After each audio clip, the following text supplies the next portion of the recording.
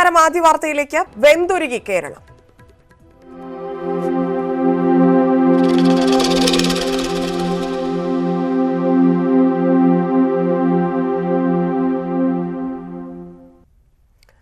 സംസ്ഥാനത്ത് സൂര്യാഘാതം ഏൽക്കുന്നവരുടെ എണ്ണം ഇരട്ടിയിലധികം വർദ്ധിച്ചു. ഇന്നലെ മാത്രം 36 പേർക്കാണ് സൂര്യാഘാതമേറ്റത്. 5 ജില്ലകളിൽ വെള്ളിയാഴ്ച വരെ ജാഗ്രതാ നിർദ്ദേശം നീട്ടി. വരും ദിവസങ്ങളിൽ താപനില 3 മുതൽ 4 ഡിഗ്രി സെൽഷ്യസ് വരെ ഉയർന്നേക്കുമെന്നാണ് മുന്നറിയിപ്പ്.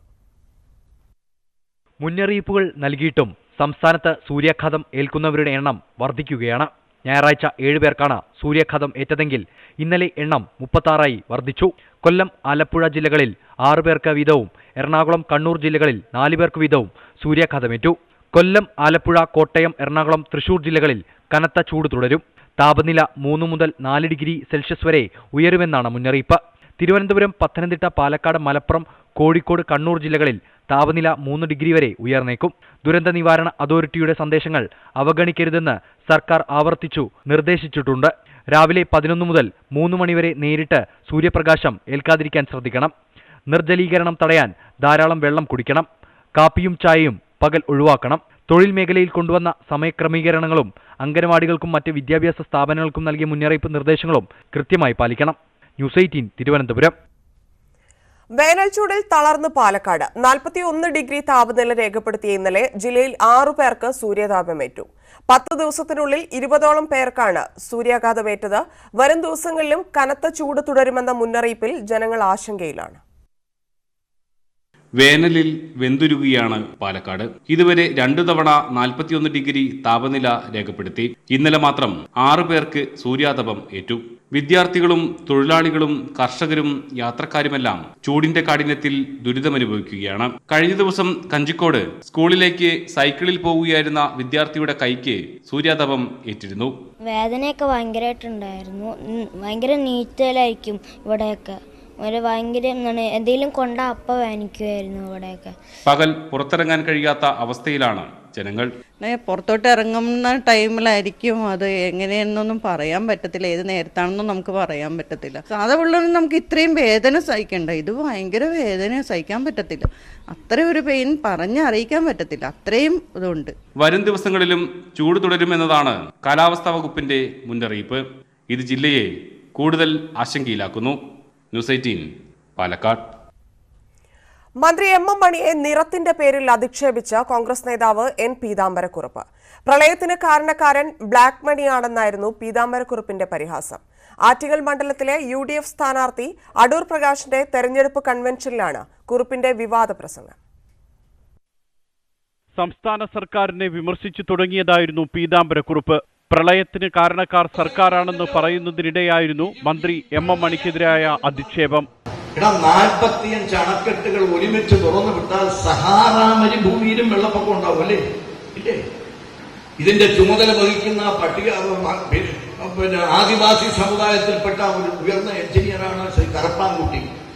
ഞാൻ അദ്ദേഹത്തിന്റെ ഓഫീസിന്റെ അടുത്താണ് 10-30 കൊല്ലം വാടകയ്ക്ക് താമസിക്കുന്നത്.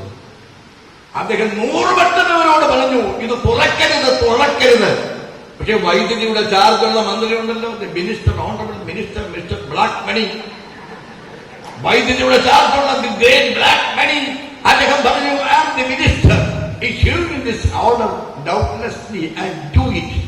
ഞാൻ പറഞ്ഞത് താനങ്ങ് ചെയ്താൽ മതി, വേറെ സംസാരിക്കണ്ട. തെന്നല ബാലകൃഷ്ണപിള്ള ഉൾപ്പെടെയുള്ള മുതിർന്ന നേതാക്കളുടെ സാന്നിധ്യത്തിലായിരുന്നു പീതാംബരക്കുറുപ്പിന്റെ പ്രസംഗം. നെടുമങ്ങാട് നിയോജക മണ്ഡലം കൺവെൻഷൻ KPCC അധ്യക്ഷൻ മുല്ലപ്പള്ളി രാമചന്ദ്രൻ ഉദ്ഘാടനം ചെയ്തു. ന്യൂസ് 18 തിരുവനന്തപുരം. പെരുമ്പാവൂർ ബഥേൽ സുലോഖോ പള്ളിയിൽ ഓർത്തഡോക്സ് യാക്കോബായ വിഭാഗങ്ങൾ തമ്മിൽ തർക്കം തീർപ്പായില്ല. കളക്ടറുടെ നേതൃത്വത്തിൽ ഇരു വിഭാഗവുമായും ചർച്ച നടത്തിയെങ്കിലും തീരുമാനത്തിലെത്തിയില്ല. പള്ളിക്കകത്ത് യാക്കോബായ വിഭാഗം പ്രവേശിച്ച് പ്രാർത്ഥന നടത്തുന്നുണ്ട്. പള്ളിയുടെ പൂമുഖത്ത് ഓർത്തഡോക്സ് വിഭാഗവും തമ്പടിച്ചിട്ടുണ്ട്. ഗേറ്റിന് വെളിയിൽ ഇരു വിഭാഗവും മണിക്കൂറുകളായി കുത്തിയിരിക്കുകയാണ്. വൻ പോലീസ് സന്നാഹം സ്ഥലത്ത് ക്യാമ്പ് ചെയ്യുന്നു. തിങ്കളാഴ്ച രാത്രി സംഭവസ്ഥലത്തെത്തിയ ജില്ലാ പോലീസ് മേധാവി സ്ഥിതി വിലയിരുത്തി. ശബരിമലയിൽ നിരോധനാജ്ഞ ലംഘിച്ച കേസിൽ പ്രതിപക്ഷ നേതാവ് രമേശ് ചെന്നിത്തല ഇന്ന് പത്തനംതിട്ട കോടതിയിൽ ഹാജരാകും. രമേശ് ചെന്നിത്തലയ്ക്കൊപ്പം മറ്റ് 13 UDF നേതാക്കളും ഇന്ന് കോടതിയിൽ ഹാജരായി ജാമ്യമെടുക്കും.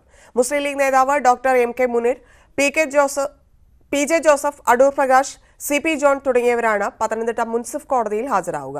ശബരിമലയിലെ നിരോധനാജ്ഞ പിൻവലിക്കണമെന്നാവശ്യപ്പെട്ട് കഴിഞ്ഞ നവംബർ 20-ന് പമ്പയിൽ പ്രതിഷേധ പരിപാടി സംഘടിപ്പിച്ചതിനാണ് ഇവർക്കെതിരെ കേസെടുത്തത്. നിരോധനാജ്ഞ നിലനിൽക്കുന്ന സ്ഥലത്ത് നിയമവിരുദ്ധമായി സംഘടിച്ചു എന്നതാണ് കോൺഗ്രസ് നേതാക്കൾക്കെതിരായ പരാതി. മനസ്സു തുറക്കാതെ രാഹുൽ.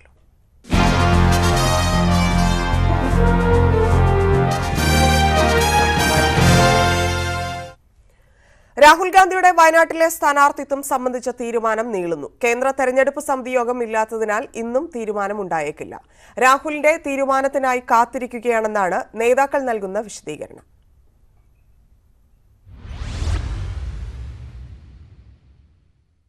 രാഹുൽ ഗാന്ധി വയനാട്ടിൽ മത്സരിക്കാനെത്തുമെന്ന കേരള നേതാക്കളുടെ പ്രതീക്ഷകൾക്കിടയിലും തീരുമാനം വൈകുകയാണ്. ഇന്നലെ ചേർന്ന പ്രവർത്തക സമിതി യോഗവും തെരഞ്ഞെടുപ്പ് സമിതി യോഗവും രാഹുൽ ഗാന്ധിയുടെ സ്ഥാനാർത്ഥിത്വം സംബന്ധിച്ച് ചർച്ച നടത്തിയില്ല. തെരഞ്ഞെടുപ്പ് സമിതി യോഗമാകട്ടെ ഇന്ന് ചേരുന്നുമില്ല. ഈ സാഹചര്യത്തിൽ രാഹുൽ ഗാന്ധി വയനാട്ടിൽ മത്സരിക്കുന്നത് സംബന്ധിച്ച് അന്തിമ തീരുമാനം ഇനിയും നീളുമെന്നാണ് നേതാക്കളുടെ ആശങ്ക. തന്റെ സ്ഥാനാർത്ഥിത്വം സംബന്ധിച്ച് അടുപ്പക്കാരായ നേതാക്കളോട് പോലും രാഹുൽ ഗാന്ധി മനസ്സ് തുറന്നിട്ടുമില്ല.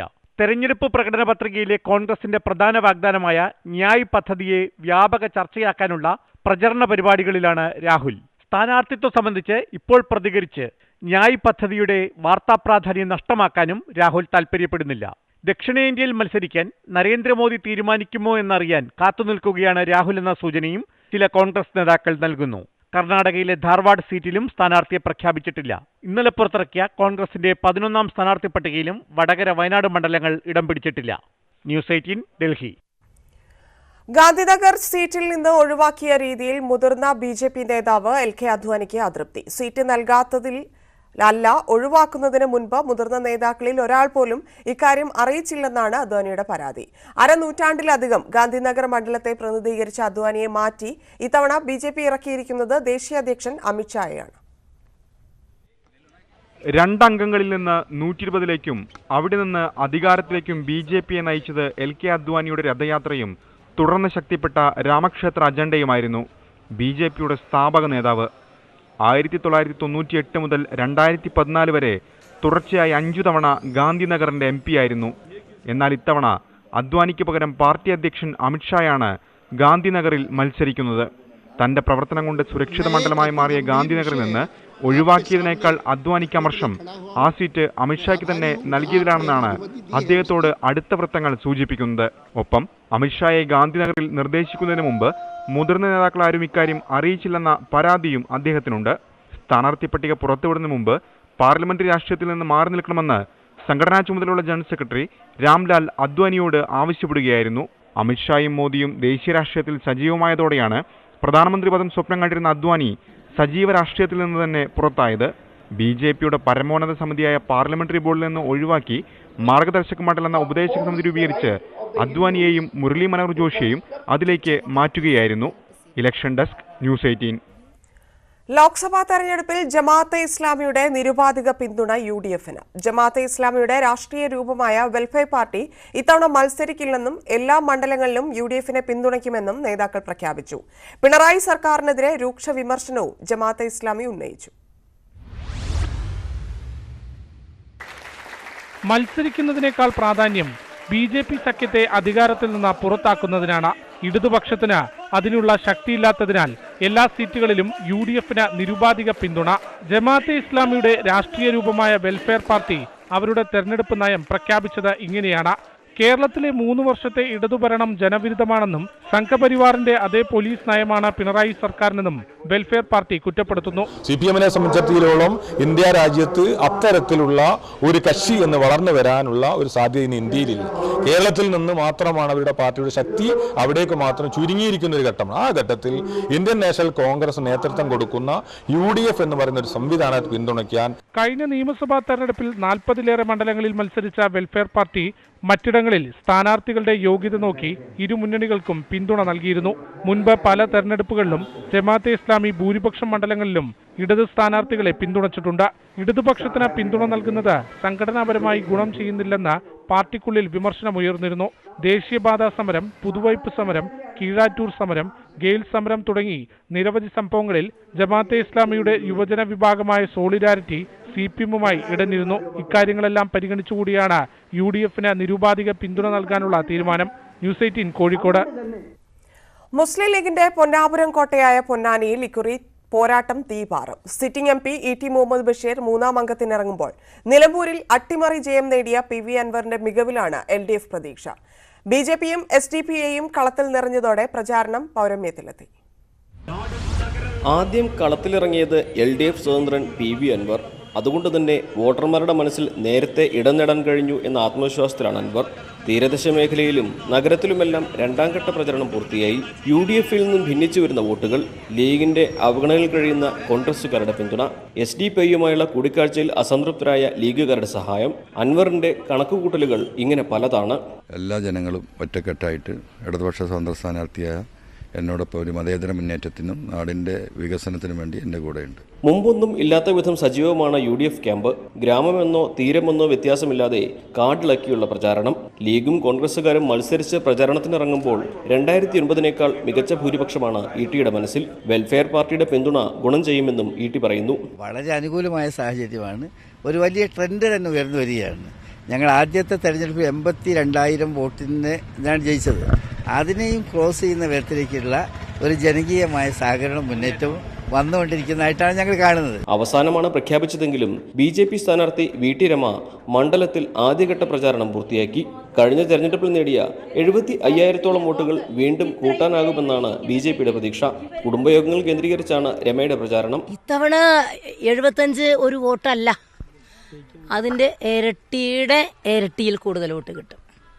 3 ലക്ഷത്തിൽ കൂടുതൽ ഷുവറാണ്, ഞങ്ങൾ ജയിക്കുകയും ചെയ്യും. മണ്ഡലത്തിൽ നിർണായക സ്വാധീനമുണ്ടെന്ന് അവകാശപ്പെടുന്ന SDP-യും PDP-യും മത്സരരംഗത്തുണ്ട്. കടുത്ത പോരാട്ടത്തിൽ ഇവർ നേടുന്ന വോട്ടുകളും പൊന്നാനിയിൽ നിർണായകമാകും. ന്യൂസ് 18 മലപ്പുറം. ആലത്തൂരിൽ പോരാട്ടം മുറുകി ഹാട്രിക് വിജയം നേടി LDF സ്ഥാനാർത്ഥി PK ബിജുവിന്റെ പ്രചാരണം രണ്ടാം ഘട്ടത്തിലേക്ക് കടന്നപ്പോൾ UDF NDA സ്ഥാനാർത്ഥികൾ ഒന്നാം ഘട്ട പ്രചാരണത്തിന്റെ തിരക്കിലാണ്. കഴിഞ്ഞ 10 വർഷമായി മണ്ഡലത്തിൽ നടത്തിയ പ്രവർത്തനങ്ങൾ വിശദീകരിച്ചാണ് LDF സ്ഥാനാർത്ഥി PK ബിജുവിന്റെ പ്രചാരണം. LDF രണ്ടാം ഘട്ട പ്രചരണം പകുതി പിന്നിട്ടു. തികഞ്ഞ ആത്മവിശ്വാസത്തിലാണ് PK ബിജു. 2004-ന് സമാനമായ ഒരു തെരഞ്ഞെടുപ്പ് വിജയം കേരളത്തിൽ ആവർത്തിക്കാൻ കേരളത്തിലെ ബഹുജനങ്ങളും ഇടതുമുന്നണി പ്രവർത്തകരും ഇപ്പോൾ പരിശ്രമിച്ചുകൊണ്ടിരിക്കുന്നത്. അല്പം വൈകിയെങ്കിലും പ്രചാരണം വേഗത്തിലാക്കി ഒപ്പമെത്താനുള്ള തിരക്കിലാണ് UDF സ്ഥാനാർത്ഥി രമ്യ ഹരിദാസ്. കൺവെൻഷനുകളിൽ പങ്കെടുക്കുന്നതോടൊപ്പം പരമാവധി വോട്ടർമാരെ കാണുന്നതിലും ശ്രദ്ധ പുലർത്തുന്നു. ഇത്തവണ ആലത്തൂരിൽ അട്ടിമറി ഉറപ്പെന്ന് UDF സ്ഥാനാർത്ഥി. ആലത്തൂർ ഇത്തവണ UDF-നാണ്. BDJS-ലെ TV ബാബുവാണ് NDA-ക്ക് വേണ്ടി കളത്തിൽ. കഴിഞ്ഞ തവണ 87,803 വോട്ടാണ് NDA നേടിയത്. ഇത്തവണ കരുത്ത് തെളിയിക്കും എന്ന ആത്മവിശ്വാസത്തിലാണ് NDA സ്ഥാനാർത്ഥി. എനിക്ക് നല്ല പ്രതീക്ഷയാണ്. അതിനുള്ള സാധ്യതകൾ ഇവിടെ ഉണ്ടായിട്ടുണ്ട്. ഞങ്ങളായിട്ടുണ്ടാക്കിയതല്ല, അവരായിട്ടുണ്ടാക്കിയതാണ്. രാപ്പകൽ ഭേദമില്ലാതെ പ്രവർത്തനങ്ങളിലൂടെ മണ്ഡലത്തിന്റെ മുക്കിലും മൂലയിലും എത്താനാണ് 3 സ്ഥാനാർത്ഥികളും ഒരുപോലെ ശ്രമിക്കുന്നത്. ന്യൂസ് 18 പാലക്കാട്. തെരഞ്ഞെടുപ്പ് ചർച്ചകൾ സജീവമാക്കി ട്രെയിൻ യാത്രക്കാരും. ട്രെയിനുകളിലെ അസൗകര്യങ്ങൾ മുതൽ ശബരിമല വിഷയം വരെ ഇവിടെ ചർച്ചയാണ്. വനിതകൾക്ക് പരിഗണന നൽകാത്തതിലാണ് വനിതാ കമ്പാർട്ട്മെന്റിൽ യാത്ര ചെയ്യുന്നവരുടെ പ്രതിഷേധം. ഞങ്ങളുടെ പ്രതിനിധി പ്രസാദ് ഉടുമ്പശ്ശേരി തയ്യാറാക്കിയ റിപ്പോർട്ട്.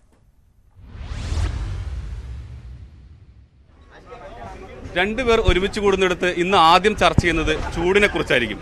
കാരണം അത്രയേറെ നമ്മുടെ വേനൽ ചൂട് നമ്മളെല്ലാം അത്രയേറെ ബുദ്ധിമുട്ടുകൾ സൃഷ്ടിക്കുന്നുണ്ട്. രണ്ടാമത് തെരഞ്ഞെടുപ്പിനെ കുറിച്ച് തന്നെയാണ് ആളുകൾ ചർച്ച ചെയ്യുന്നത്. ആര് ജയിക്കും, എന്തെല്ലാം കാര്യങ്ങളാണ് ഈ തെരഞ്ഞെടുപ്പിൽ ചർച്ചാ വിഷയമാകുന്നത് തുടങ്ങിയ കാര്യങ്ങളെല്ലാം എല്ലായിടത്തും ഉൾപ്പെടെ ചർച്ചയാണ്. ഞാനിപ്പോൾ നിൽക്കുന്നത് പാലക്കാട് നിന്നും കോയമ്പത്തൂരിലേക്ക് പോകുന്ന ഒരു പാസഞ്ചറിലാണ്. നമുക്ക് നിരവധി യാത്രക്കാർ ഇവിടെയുണ്ട്. നമുക്ക് ഇവരോട് തന്നെ ചോദിക്കാം, ഈ തെരഞ്ഞെടുപ്പിൽ എന്തെല്ലാം വിഷയങ്ങളാണ് നിങ്ങൾ പ്രധാനമായും പരിഗണിക്കുന്നത്, ചർച്ച ചെയ്യുന്നത്? ശബരിമല വിഷയം തീർച്ചയായിട്ടും ഞങ്ങൾ ചർച്ച ചെയ്തുകൊണ്ട് തെരഞ്ഞെടുപ്പിൽ ബാധിക്കുന്നു വരുന്നത്? തീർച്ചയായിട്ടും ബാധിക്കും. എന്താണെന്ന് വെച്ചാൽ ഹിന്ദുക്കൾക്ക് പറഞ്ഞ ഒരു ഇത് വേണം, അത് തീർച്ചയായിട്ടും ഈ ഇലക്ഷനിൽ ബാധിക്കും. നല്ല രീതിയിൽ പാലക്കാടിൻ്റെ ഫാക്ടറികളിലേക്ക്, അത് കോഴിക്കോട് കോച്ച് ഫാക്ടറി തരാമെന്ന് പറഞ്ഞു, കോച്ച് ഫാക്ടറി കിട്ടിയില്ല. അങ്ങനെ അവഗണനകൾ മാത്രം ഉള്ള ഒരു ജില്ലയായി മാറിക്കൊണ്ടിരിക്കുകയാണ് പാലക്കാട്. അതിന് നല്ലപോലെ പാർലമെൻറ്റിൽ പെർഫോം ചെയ്യാനുള്ള കഴിവ് ഒരു പരിധിവരെ രാജേഷ് ഉണ്ടായിരുന്നു. അതിന് ഒരു നല്ല രീതിയിലേക്ക് മുന്നോട്ട് കൊണ്ടുപോകാൻ, അത് നല്ലപോലെ പ്രസൻറ്റ് ചെയ്യാനും കഴിവുള്ള ആളായിരിക്കണം വരേണ്ടത്. അത്രമാത്രം. വികസനം തന്നെയാണ് മെയിൻ പരിഗണന. നമ്മുടെ കോച്ച് ഫാക്ടറി അതുപോലെ വരിക തന്നെയാണ്. അത് തീർച്ചയായും ചർച്ചയാവുമല്ലോ. നമ്മുടെ വിശ്വാസങ്ങളെ ഹനിക്കുമ്പോൾ ജനം പ്രതികരിക്കും. അത് തീർച്ചയായും ഉണ്ടാവും. വിശ്വാസികളുടെ വിശ്വസ്തതയാണ് ജനങ്ങളുടെ പിന്തുണ എന്ന് പറയുന്നത്, വോട്ടർമാരുടെ. അതുപോലെ തന്നെ നാടിൻ്റെ പുരോഗതി. ഈ ലേഡീസ് കമ്പാർട്ട്മെൻറ്റിൻ്റെ ലെങ്ത് വളരെ കുറവാണ്. ഇതിനൊരു അഡീഷണൽ കമ്പാർട്ട്മെൻറ്റ് കൂടെ ഇട്ടാൽ വളരെ ഉപകാരമായിരിക്കും. കാരണം ലേഡീസ് വളരെ കഷ്ടപ്പെടുന്നുണ്ട് ഇതിനകത്ത്. കാരണം ഇപ്പോൾ അടുത്ത സ്റ്റേഷൻ കൂടിയാകുമ്പോൾ ഇതിനകത്ത് നിൽക്കാനോ ശ്വാസം വിടാനുള്ള സ്ഥലം ഇല്ലാത്ത അവസ്ഥയാണ്. പലപ്പോഴും സ്ത്രീകളുടെ വിഷയങ്ങൾ ചർച്ച ചെയ്യുന്നുണ്ടെന്നൊരു പേര് മാത്രമേ ഉള്ളൂ.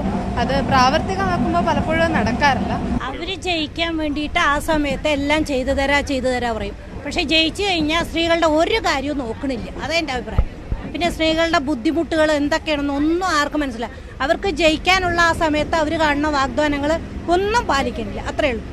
ട്രെയിനിൽ എല്ലാ വിഷയവും ചർച്ചയാണ്. കാരണം അവരുടെ യാത്രാ അസൗകര്യങ്ങൾ ഉൾപ്പെടെ. കാരണം ആവശ്യമായ ട്രെയിനുകൾ, പ്രത്യേകിച്ച് നിത്യം യാത്ര ചെയ്യുന്ന, ദിവസേന യാത്ര ചെയ്യുന്ന ആളുകൾക്ക് പാസഞ്ചറിനെ മാത്രമേ ആശ്രയിച്ച് മുന്നോട്ട് പോകാൻ കഴിയുള്ളൂ. പക്ഷേ കൂടുതൽ പാസഞ്ചറുകളില്ല.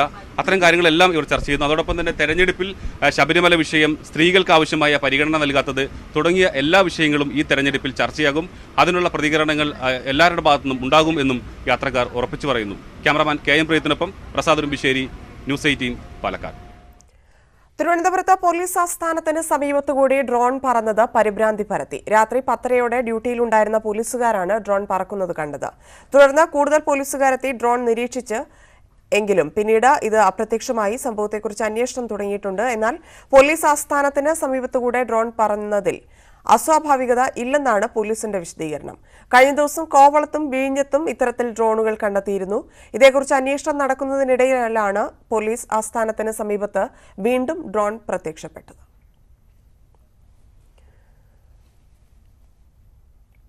വയനാട്ടിൽ വീണ്ടും മാവോയിസ്റ്റുകളെത്തി. രാത്രി 8 മണിയോടെ തിരുനെല്ലി ഫോറസ്റ്റ് ഇൻസ്പെക്ഷൻ ബംഗ്ലാവിലാണ് മാവോയിസ്റ്റ് സംഘം എത്തിയത്. 8 പേരാണ് സംഘത്തിലുണ്ടായിരുന്നത്. ബംഗ്ലാവിന്റെ പിൻവശത്തുള്ള കാട്ടിലൂടെ എത്തിയ സംഘം IBയിലെ വാച്ച്മാനോട് ജീവനക്കാരുടെ വിശദാംശങ്ങൾ ചോദിച്ചറിഞ്ഞു. കഴിഞ്ഞ ദിവസം തലപ്പുഴ മക്കിമലയിൽ മാവോയിസ്റ്റുകൾ എത്തിയിരുന്നു. ഇതേ തുടർന്ന് തണ്ടർബോൾട്ടും പോലീസും പരിശോധന തുടരുന്നതിനിടെയാണ് പുതിയ സംഘം എത്തിയത്.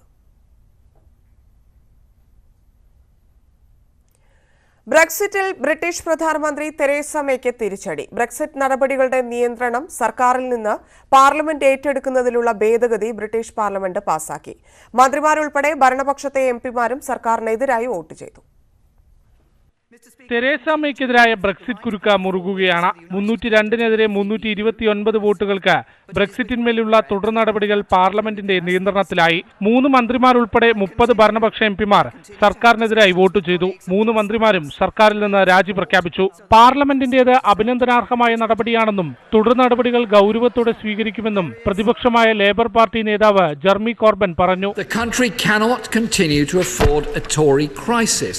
It's time, Mr. Speaker, for Parliament to take control. Brexit വ്യവസ്ഥകൾ ലഘൂകരിക്കുക, വീണ്ടും ഹിതപരിശോധന നടത്തുക എന്നതുൾപ്പെടെയുള്ള നടപടിക്രമങ്ങളിലേക്ക് ഇനി പാർലമെന്റിന് പോകാനാകും. ഇത് സംബന്ധിച്ചുള്ള MPമാരുടെ വിവിധ നിർദ്ദേശങ്ങൾ നാളെ പാർലമെന്റ് പരിഗണിക്കും. എന്നാൽ പാർലമെന്റ് സ്വീകരിക്കുന്ന നടപടിക്രമങ്ങൾ സർക്കാരിന് വിശ്വാസത്തിലെടുക്കാനാകില്ലെന്ന് തെരേസ മേ പറഞ്ഞു. If the House does not approve the withdrawal agreement this week and is not prepared to countenance leaving without a deal, we will have to seek a longer extension. സ്വന്തം പാർട്ടിയിൽ നിന്ന് പോലും എതിർപ്പ് ശക്തമായതോടെ ബ്രെക്സിറ്റിലെ ഇനിയുള്ള ഓരോ നീക്കവും തെരേസ മേയ്ക്ക് വെല്ലുവിളി നിറഞ്ഞതാകും. പ്രധാനമന്ത്രി സ്ഥാനവും തുലാസിലാണ്. International desk, news 18. ഒരിടവേളയ്ക്ക് ശേഷം ഗാസയിൽ ഇസ്രായേൽ വീണ്ടും കനത്ത വ്യോമാക്രമണം തുടങ്ങി. വടക്കൻ ഗാസയിലെ ഹമാസ് കേന്ദ്രങ്ങൾക്ക് നേരെയാണ് ആക്രമണം നടത്തിയതെന്ന് ഇസ്രായേൽ സൈനിക വക്താവ് അറിയിച്ചു. ഗാസയിൽ നിന്നുണ്ടായ റോക്കറ്റ് ആക്രമണത്തിൽ നിരവധി പേർക്ക് പരിക്കേറ്റെന്നും ഇതിന് തിരിച്ചടിയായാണ് ആക്രമണമെന്നും ഇസ്രായേൽ അവകാശപ്പെട്ടു. തിങ്കളാഴ്ച രാവിലെയാണ് ഇസ്രായേൽ തലസ്ഥാനമായ തെൽ അവീവിനെ ലക്ഷ്യമിട്ട് മിസൈൽ ആക്രമണം ഉണ്ടായത്. മധ്യ ഇസ്രായേലിൽ വീടിന് മുകളിൽ റോക്കറ്റ് പതിച്ച് ഒരു കുടുംബത്തിലെ 7 പേർക്ക് പരിക്കേറ്റു. ആക്രമണത്തിന് പിന്നിൽ ഹമാസ് ആണെന്ന് ഇസ്രായേൽ പറയുന്നു. ഇസ്രായേൽ വ്യോമാക്രമണം തുടങ്ങിയ സാഹചര്യത്തിൽ ആവശ്യമായ മുൻകരുതലുകൾ എടുക്കാൻ ഗാസ ആരോഗ്യ മന്ത്രാലയം ജനങ്ങൾക്ക് മുന്നറിയിപ്പ് നൽകി. വാർത്തകളിലേക്ക്. കോട്ടയം മൂലയിടത്ത് റെയിൽവേ പാലത്തിന് സമീപം പാടത്തുണ്ടായ വൻ തീപിടുത്തം രാത്രി വൈകി അണച്ചു. മണിക്കൂറുകൾ നീണ്ട ശ്രമത്തിനൊടുവിലാണ് തീയണച്ചത്. തീപിടുത്തം റെയിൽ ഗതാഗതത്തെ ബാധിക്കാത്തത് യാത്രക്കാർക്ക് ആശ്വാസമായി. ഉച്ചയ്ക്ക് 3 മണിയോടുകൂടിയാണ് മൂലേടർ റെയിൽവേ പാതയ്ക്ക് സമീപം പാടത്ത് തീ പടർന്നത്. കോട്ടയത്ത് നിന്നെത്തിയ ഫയർഫോഴ്സ് യൂണിറ്റ് തീയണയ്ക്കാൻ ശ്രമം നടത്തിയെങ്കിലും വിഫലമായി. ഏക്കർ കണക്കിന് പാടം ഒരുമിച്ച് കത്തി. സാധാരണ എല്ലാ വർഷവും ഉണ്ടാകുന്നതാണ്. ഇതിപ്പോൾ ശക്തമായ തീയാണിപ്പോൾ. തീപിടുത്തം റെയിൽ ഗതാഗതത്തെ ബാധിച്ചില്ല. പ്രദേശത്ത് പ്രത്യേക ഗാർഡുകളെ നിർത്തി റെയിൽവേ സുരക്ഷിതമായ ഗതാഗതം ഒരുക്കി. വർഷങ്ങളായി തരിശുകിടന്ന പാടത്താണ് തീപിടുത്തമുണ്ടായത്. ദേശാടന പക്ഷികൾ എത്തുന്ന പ്രദേശമാണിവിടം. പക്ഷികളുടെ ആവാസ വ്യവസ്ഥയെയും തീപിടുത്തം ബാധിച്ചു. News 18 Kottayam. Bishop Franco Mulakkal കന്യാസ്ത്രീയെ ബലാത്സംഗം ചെയ്ത സംഭവത്തിൽ സാക്ഷികളെ സ്വാധീനിക്കാൻ ശ്രമിച്ച കേസിൽ കുറ്റപത്രം സമർപ്പിച്ചു. ഫാദർ ജെയിംസ് എർത്തയിലിനെതിരെ ക്രൈംബ്രാഞ്ച് പാലാ കോടതിയിലാണ് കുറ്റപത്രം സമർപ്പിച്ചത്. കേസിൽ നിന്ന് പിന്മാറിയാൽ 10 ഏക്കർ സ്ഥലം നൽകാമെന്നായിരുന്നു എർത്തയിലിന്റെ വാഗ്ദാനം. സാക്ഷികളെ സ്വാധീനിക്കാൻ ശ്രമിച്ചു, ഭീഷണിപ്പെടുത്തി എന്നീ കുറ്റങ്ങൾ ചുമത്തിയാണ് CMI സഭാ വൈദികൻ ജെയിംസ് എർത്തയിലിനെതിരെ ക്രൈംബ്രാഞ്ച് കുറ്റപത്രം സമർപ്പിച്ചത്. കേസിലെ മുഖ്യസാക്ഷി സിസ്റ്റർ അനുപമയെ ഫോണിൽ വിളിച്ചാണ് വാഗ്ദാനം നൽകിയത്. കേസിൽ ഫാദർ ജെയിംസ് എർത്തയിൽ ജാമ്യത്തിലിറങ്ങിയിരുന്നു. 10 ഏക്കർ സ്ഥലവും മഠവും നൽകാം എന്നതായിരുന്നു മുഖ്യ വാഗ്ദാനം. ജെയിംസ് എർത്തയിൽ സിസ്റ്റർ അനുപമയുമായി നടത്തിയ ഫോൺ സംഭാഷണം മാധ്യമങ്ങളിലൂടെ പുറത്തുവന്നിരുന്നു. തുടർന്ന് വൈദികനെ സഭ ഇടുക്കിയിലേക്ക് സ്ഥലം മാറ്റി. ബിഷപ്പ് ഫ്രാങ്കോ മുളയ്ക്കലിനെതിരായ ബലാത്സംഗ കേസിലെ കുറ്റപത്രം സമർപ്പിക്കാനിരിക്കെയാണ് അനുബന്ധ കേസിലെ കുറ്റപത്രം കോടതിയിലെത്തുന്നത്. ന്യൂസ് 18 കോട്ടയം. കോയമ്പത്തൂർ വിമാനത്താവളത്തിൽ അനധികൃത സ്വർണവുമായി മലയാളി അറസ്റ്റിലായി. കോഫി മേക്കർ മെഷീന്റെ ഉള്ളിൽ ഒളിപ്പിച്ചു കടത്താൻ ശ്രമിച്ച 39 ലക്ഷം രൂപയുടെ സ്വർണവുമായി കോഴിക്കോട് സ്വദേശി ജംഷീദാണ് പിടിയിലായത്. ഷാർജയിൽ നിന്ന് വന്ന എയർ അറേബ്യ വിമാനത്തിലാണ് സ്വർണം കടത്തിയത്. സ്വർണത്തിന്റെ ഉറവിടം കണ്ടെത്താൻ ജംഷീദിനെ വിശദമായി ചോദ്യം ചെയ്യുകയാണ്.